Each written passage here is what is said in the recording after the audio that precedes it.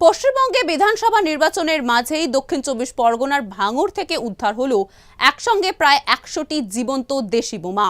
একটি ফাঁকা বাড়ির ভেতর মজুদ ছিল এই বিপুল বিস্ফোরক। আর এই ঘটনায় এখন বড় প্রশ্নচিহ্ন তুলে দিচ্ছে, ভোটের আগে বাংলাকে কি পরিকল্পিতভাবে অশান্ত করার চেষ্টা চলছে? দ্বিতীয় দফার ভোটের আগে দক্ষিণ চব্বিশ পরগনার ভাঙড় এলাকা থেকে বিপুল পরিমাণ দেশি বোমা উদ্ধারের ঘটনায় রাজনৈতিক মহল ও নিরাপত্তা সংস্থাগুলির মধ্যে তীব্র চাঞ্চল্য ছড়িয়েছে। ঘটনার গুরুত্ব বিবেচনা করে এনআইএ তদন্তের দায়িত্ব গ্রহণ করেছে। প্রাপ্ত তথ্য অনুযায়ী ভাঙড়ের শানপুকুর এলাকায় একটি ফাঁকা বাড়ি থেকে প্রায় ১০০টি জীবন্ত দেশি বোমা উদ্ধার করা হয়েছে। অভিযোগ, ওই বাড়িটি তৃণমূল কংগ্রেসের কর্মী রফিকুর ইসলামের। বিস্ফোরকের খবর ছড়িয়ে পড়তেই এলাকায় আতঙ্কের পরিবেশ তৈরি হয় এবং স্থানীয় পুলিশ দ্রুত ঘটনাস্থলে পৌঁছে গোটা এলাকা ঘিরে ফেলে। বিশেষ সূত্রের ভিত্তিতেই এই অভিযান চালানো হয়েছে বলে জানা গেছে।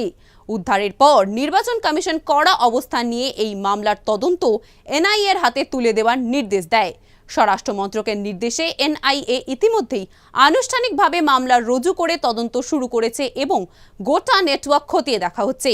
এদিকে এই ঘটনাকে কেন্দ্র করে রাজনৈতিক চাপানোউতরও তীব্র হয়েছে। স্থানীয় আইএসএফ ইউনিটের অভিযোগ, বিস্ফোরকগুলি স্থানীয় পঞ্চায়েত সদস্যের নির্দেশেই রাখা হয়েছিল এবং সংশ্লিষ্ট জায়গাগুলিতে বিস্তারিত তল্লাশি চালানো উচিত।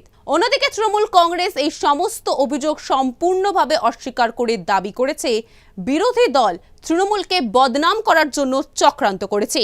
ঘটনাটি নিয়ে নির্বাচন কমিশন পশ্চিমবঙ্গ পুলিশের শীর্ষ আধিকারিকদের কড়া বার্তা দিয়েছে। কমিশন স্পষ্ট জানিয়েছে, কোথাও বিস্ফোরক উদ্ধার হলে বা ভোটারদের ভয় দেখানোর চেষ্টা হলে সংশ্লিষ্ট থানার ওসি ও অন্যান্য আধিকারিকদের বিরুদ্ধে কঠোর ব্যবস্থা নেওয়া হবে। ডিসিপি, এসপি সহ সংশ্লিষ্টদের জবাবদিহির আওতায় আনা হবে। নির্বাচন কমিশন সংবেদনশীল এলাকাগুলিতে নজরদারি বাড়ানোর নির্দেশ দিয়েছে, যাতে ভোটাররা নির্ভয়ে ভোট দিতে পারেন।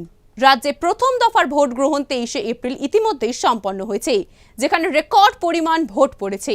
অন্যদিকে ভাঙড়ের দ্বিতীয় দফায় 29শে এপ্রিল ভোট গ্রহণ হওয়ার কথা। এনআইএ তদন্তের মূল লক্ষ্য হলো এই অবৈধ বিস্ফোরক চক্রের পেছনের চক্রান্ত এবং জড়িত ব্যক্তিদের চিহ্নিত করা। প্রশাসনের দাবি, এই ধরনের ঘটনার নির্বাচনী প্রক্রিয়ায় কোনো প্রভাব ফেলতে দেওয়া হবে না এবং নিরাপত্তা আরও জোরদার করা হচ্ছে। দেখতে থাকুন সুদর্শন বাংলা। জয় হিন্দ।